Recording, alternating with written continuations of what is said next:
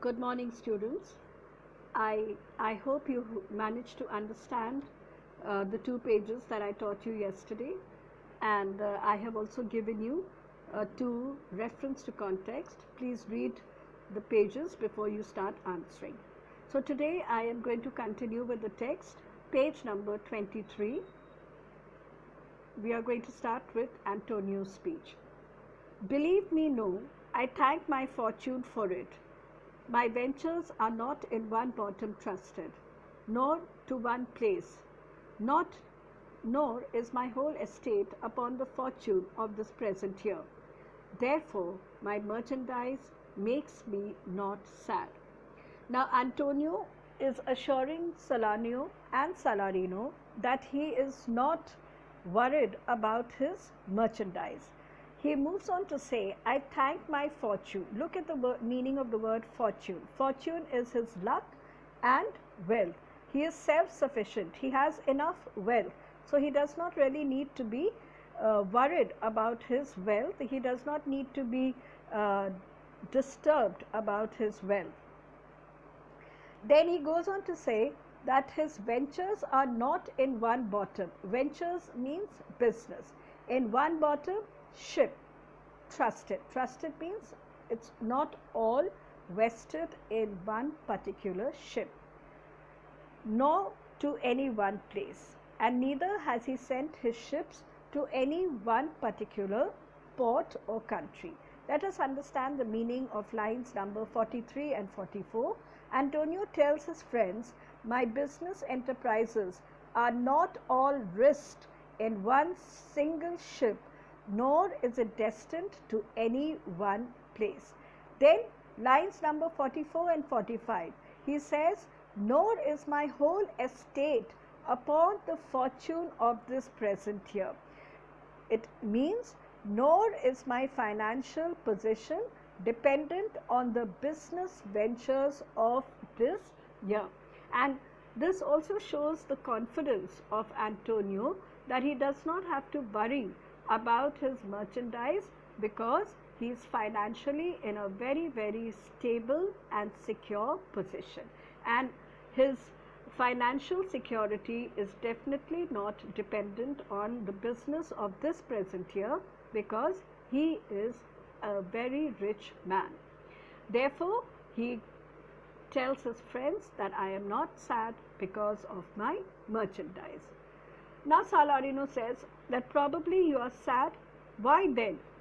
You are in love. Salarino tells Antonio, well, if your merchandise does not make you sad, probably you are in love. That is what's making you sad.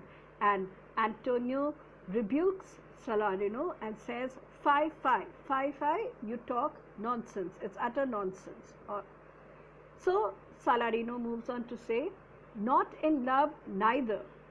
Then let us say you are sad because you are not merry, and 'twere as easy for you to laugh and leave and say you were merry because you are not sad. So let us just take these few lines first. Then Salarino says, not in love neither. Please underline both the negatives, that's not and neither. So Salarino says, you are not in love either. So it is neither your business nor love that is making you sad. Then let us say you are sad because you are not merry.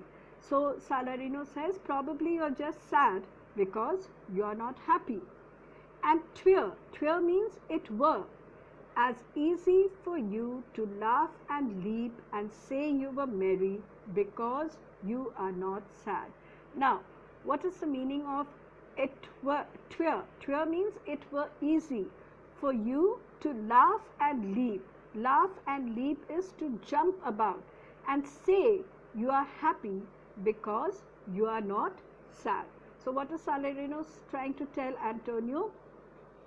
Therefore, it is easy for you to be laughing and jumping around and say that you are merry because you are not sad. Now let us move on with the next few lines. I will read the lines up till though Nestor swear the jest be laughable. Now by two-headed Janus, nature had framed strange fellows in her time, some that will evermore peep through their eyes and laugh like parrots at a bagpiper, and other of such vinegar aspect that they'll show their teeth in a way of, they'll not show their teeth in a way of smile, though nesters sway, the jest be laughable. Now boys, as I am explaining these lines to you, you will notice that there are some classical references that are given to you at the side. One is Janus, so please put a tick on the word Janus. We will first read his classical reference and then I will explain the meaning to you. Who was Janus? Janus was a Roman god of doors who had two faces, one frowning and the other smiling. Please underline the words frowning and smiling. One head looking inward and the other head looking out. So he was a person who had two faces, all right? One face had a frowning expression and the other face had a smiling expression. One head looked inside and the other head looked out. He is referred to here to indicate that nature creates two different types of men with different outlooks. Outlooks means the way people look at the world, all right? So the reference of Janus is to indicate that Mother Nature creates two different types of men, and men have different ways of looking at the world. All right. So now by two-headed Janus, nature has framed strange fellows in her time. Strange fellows is different people, different kinds of people. Framed is made. Strange fellows in her time. Nature has created, nature has made strange people in her time. Some that will evermore peep through their eyes. Look at the meaning given here. Evermore peep through their eyes means wrinkle their face when they laugh so that their eyes appear to be peeping through the folds. There are some people who find everything very amusing, very funny, very humorous, and they will keep laughing, all right? So, some that will evermore peep through their eyes and laugh like parrots at a bagpiper. So, Salarino says that nature creates different people, different kinds of people.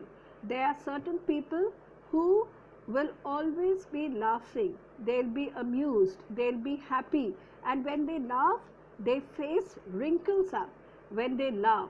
So, and they are so happy or they just get amused on hearing whatever is being said to them that they keep laughing, so that their eyes appears to be peeping through the folds. To be peeping through the folds means the eyes seem to get hidden beneath the folds and they can hardly be seen. And laugh like parrots at a bagpiper. Please underline this line because it is a simile over here.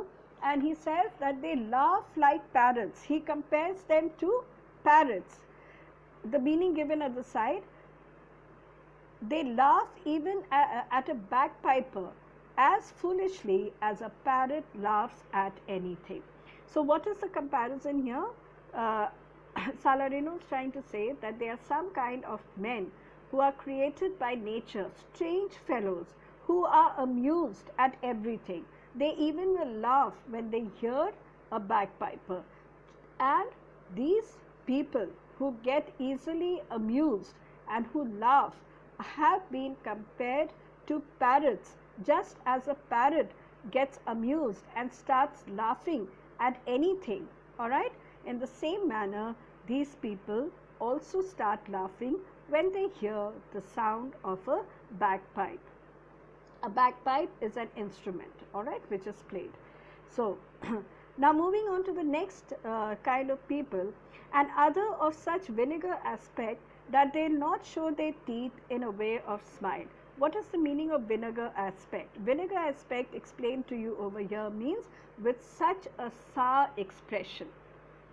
if one side we have people who are all the time laughing at even foolish things, whether it needs to be laughed at or not, you still have another kind of people who are so sour in their expression. The word sour means they do not even smile. They don't even show their teeth. That they not show their teeth in a way of smile. Though Nestor swear the jest be laughable. Now these people who are vinegar aspect, the meaning of vinegar aspect means of a sour expression. We find these kind of people in the world that even if you are joking or laughing, they will always sit with a very serious look on their face. They will not even smile. Alright, and he says they'll not show their teeth in a way of smile. They will not even smile.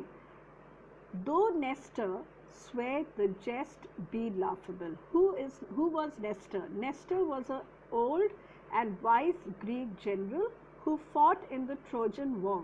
A joke had to be extremely funny if Nestor laughed at it.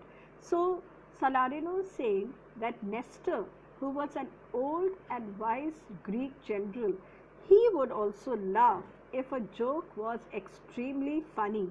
But these vinegar aspect people, they do not even show their teeth, they do not even smile if a joke is funny or anything is amusing.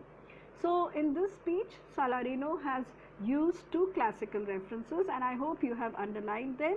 One is number 52, Janus, and the other is number 58, Nestor. Alright, so these are the two comparisons. Here, which I hope you have understood, two-headed Janus are the two kinds of people, some who laugh at everything and the others who are extremely sour, and they are so serious that even if a joke is funny, they will not laugh at it.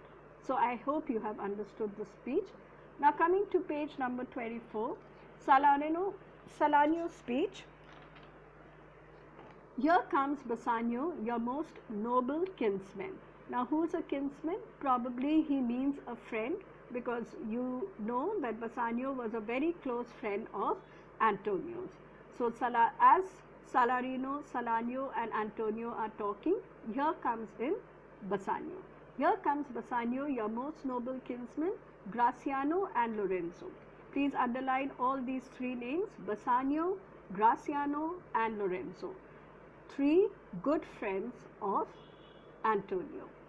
So Salanio tells Antonio that these three people have come, and therefore fare ye well, we leave you now with better company. Since Bassanio, Graciano and Lorenzo have come to meet Antonio, Salanio says fare ye well. Fare ye well means farewell to you. We leave you with better company. Leave you now with better company. Salanio is telling Antonio, now we will leave you with your friends with better company. Salarino says, I would have stayed till I had made you merry if worthier friends had not prevented me. Salarino tells Antonio, I would have stayed, I would have waited a little while longer till I could make you merry, till I could get a smile from you, till I could make you happy. If worthier friends, worthier over here implies more important, or we can also say that they are close to Antonio. So he says, if worthier friends had not prevented me, stopped me from doing so. Salarino wants to make Antonio happy, but since his worthier or closer friends have come in, he would like to leave now. So Antonio says, your worth is very dear in my regard. Your worth means you are just as important to me in my esteem. Okay? Do not think that Bassanio, Graciano and Lorenzo are important. You are just as important to me, and I hold you in great esteem. I take it your own business calls on you, and you embrace the occasion to depart. So Antonio says, I take it means I consider that you have some business calls which you need to attend, and you embrace it. Embrace it over here means take the opportunity to leave, since these three people have arrived. Now enter Bassanio, Lorenzo and Graciano. Please underline these three names. Salarino says, "Good morrow, my good lords." He is addressing the three men. Good morrow means good morning. "My good lords." Bassanio, "Good signors both, when shall we laugh? Say when. You grow exceeding strange. Must it be so?" Bassanio says, "Good signors both." Good signors both is good morning to both of you. When shall we laugh? When shall we have merry parties together? When shall we party together? When shall we meet again? Tell me when. You grow exceeding strange. Must it be so? Exceeding strangers, you are becoming strangers to me.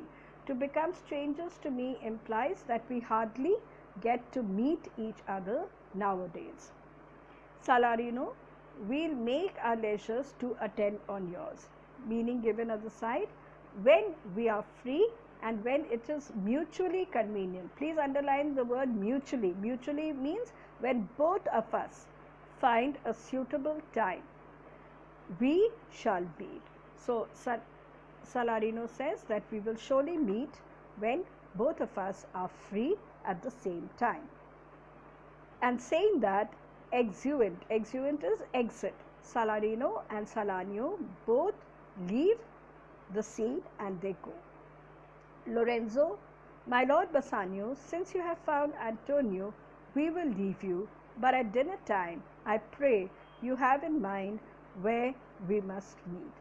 So Lorenzo also takes opportunity that Bassanio has met Antonio, and he tells him that, "My lord Bassanio, since you have found Antonio, we two." Now who are the we two? We two are Graciano and Lorenzo. "We will also leave, both of you, in each other's company, but at dinner time, I pray you have in mind we must meet." So he says, "Please remember that tonight at dinner time, both of us shall, all of us shall meet and dine together."